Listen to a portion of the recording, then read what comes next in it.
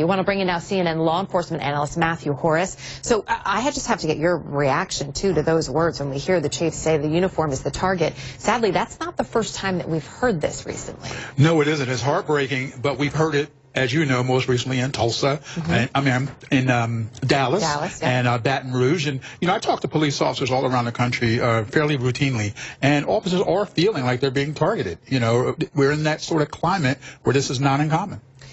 So it's not just that we're hearing about it more. It is actually happening more. Absolutely, 100%. The details in this are disturbing, to say the least, but we're looking at sort of the pattern of what happened during the day, or I should say the timeline of events. So, you know, Polo laid out for us there that video that we have now of this suspect walking, sort of pacing, going into the police station.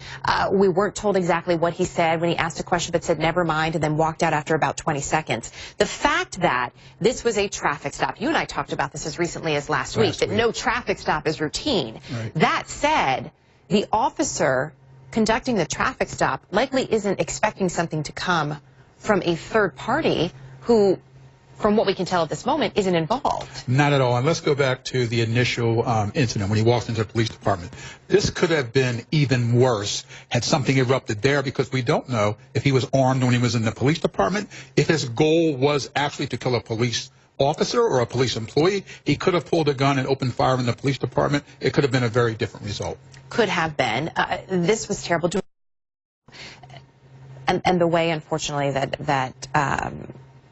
this man was shot in the head, terrible. But when it comes to what police officers around the country are now wearing, because as you said, they are more often targets in terms of protective gear, are we seeing them wear bulletproof vests on a more routine basis? I think most departments, most progressive departments around the United States, have rules and regulations that require officers to wear bulletproof vests. Of course, in some of the things that have happened recently, it wouldn't have helped them. These were executions where officers were shot point blank in their head, so a vest would have done no good in those instances. So cold, callous, psychopathic killers. So we're on the lookout now for the suspect. He has now been named a suspect who's considered armed and dangerous for obvious reasons.